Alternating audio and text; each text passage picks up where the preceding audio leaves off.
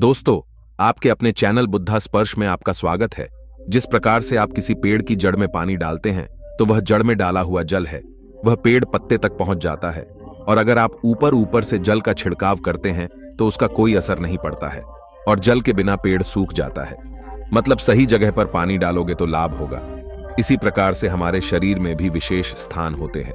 जहां पर तेल लगाते हैं तो उसका प्रभाव पूरे शरीर पर पड़ता है।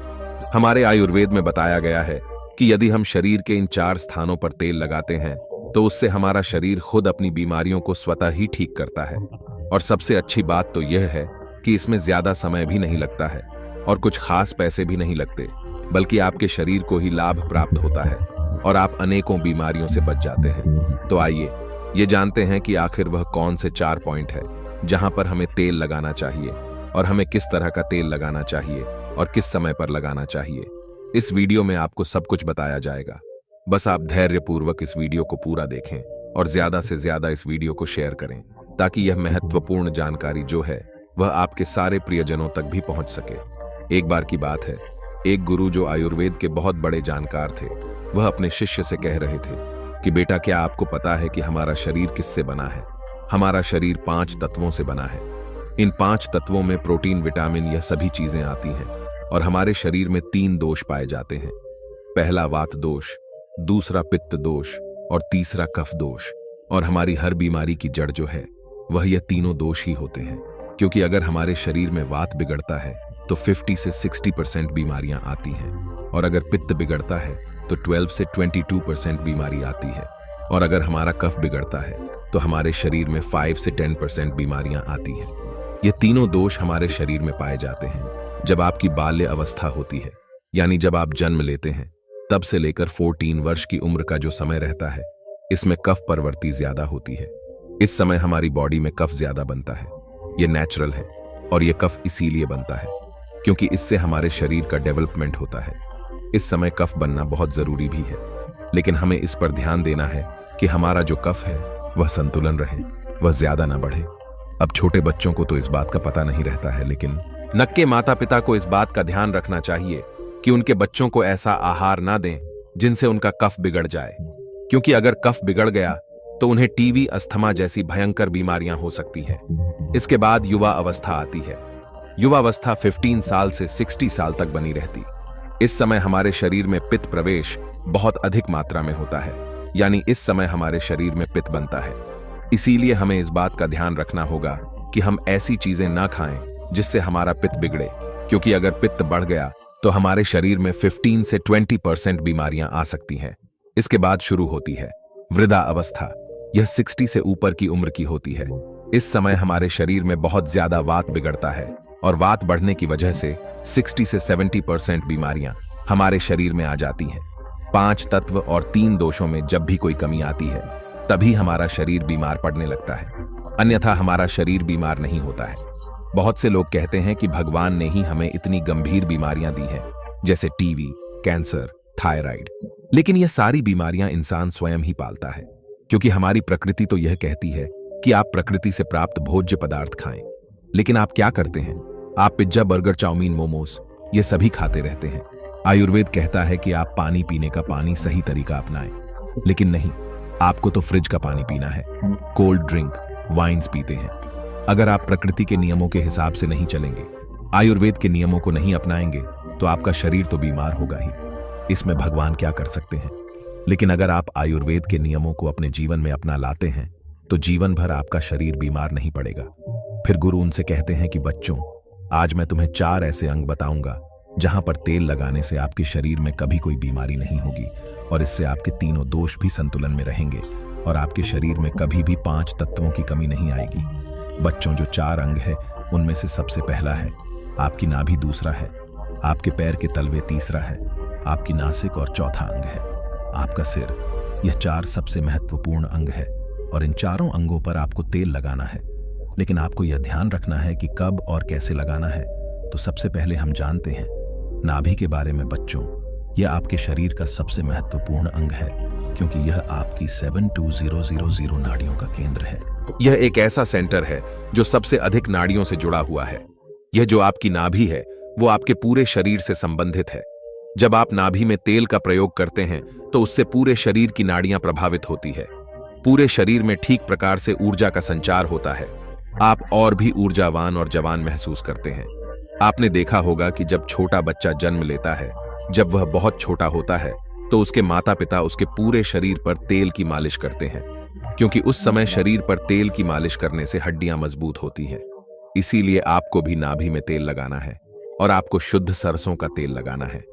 किसी भी कंपनी का तेल आपको नहीं लेना है, क्योंकि वह शुद्ध नहीं रहता है। उसमें विभिन्न प्रकार के केमिकल का मिश्रण होता है जो आपको नुकसान पहुंचा सकते हैं। अगर आप उन दोनों में कंपेयर करेंगे तो आपको पता चलेगा कि जो शुद्ध सरसों का तेल होता है वह थोड़ा गाढ़ा होता है और थोड़ा बहुत गंदा भी होता है। लेकिन जो तेल आप बाजार से पूर्ति करते हैं, जिससे शरीर के विभिन्न भागों उसका प्रभाव होता है, नाभि में तेल लगाने का दूसरा फायदा यह है कि इससे आपकी अपान वायु संचालित होती है। अपान वायु नाभि के नीचे के क्षेत्र में कार्य करने वाली वायु होती है, और यह जो वायु है यह मलों के निकास से संबंधित है, यानी कि यह आपके शरीर से टॉक्सिन्स पदार्थ को बाहर निकालने का कार्य करती है। तो जिन लोगों को कब्ज की परेशानी रहती है, ठीक प्रकार से मल निकास नहीं होता है, उनके लिए बहुत रामबाण है। और मासिक चक्कर में जो महिलाओं को अधिक वेदना होती है, उसमें भी यह उपयोगी है। और मूत्र विकार, यूरिन से संबंधित कोई भी समस्या अगर आपको या फिर किसी व्यक्ति को रहती है तो उसके लिए भी यह अत्यंत उपयोगी है। तो यह अपान वायु को संतुलित करता है, जिससे विभिन्न प्रकार के फायदे मिलते हैं। नाभि में तेल लगाने का तीसरा सबसे बड़ा फायदा यह है कि इससे हमारी त्वचा अच्छी रहती है। त्वचा पर ग्लो आता है। आपने सुना होगा कि जब हमारे होंठ फटते हैं तो हमारे दादा परदादा यह कहते थे कि नाभि में तेल लगा लो, ठीक हो जाएंगे। और हाँ, ऐसा होता भी है। नाभि में तेल लगाने से कभी होंठ नहीं फटते हैं, स्किन की ड्राइनेस खत्म हो जाती है, चेहरे पर चमक और ग्लो आता है, झुर्रियां नहीं पड़ती हैं। इसके अलावा हमारे शरीर में 72000 नाड़ियों हैं। जब यह रुक जाती है, अवरुद्ध हो जाती है, तो इनमें प्राण का संचार ठीक से नहीं होता है। जब इनमें प्राण का संचार ठीक से नहीं हो है, जिससे आपको आलस आने लगता है, ऊर्जा की कमी आपको महसूस होती है और आपका मस्तिष्क ठीक से काम नहीं कर पाता है।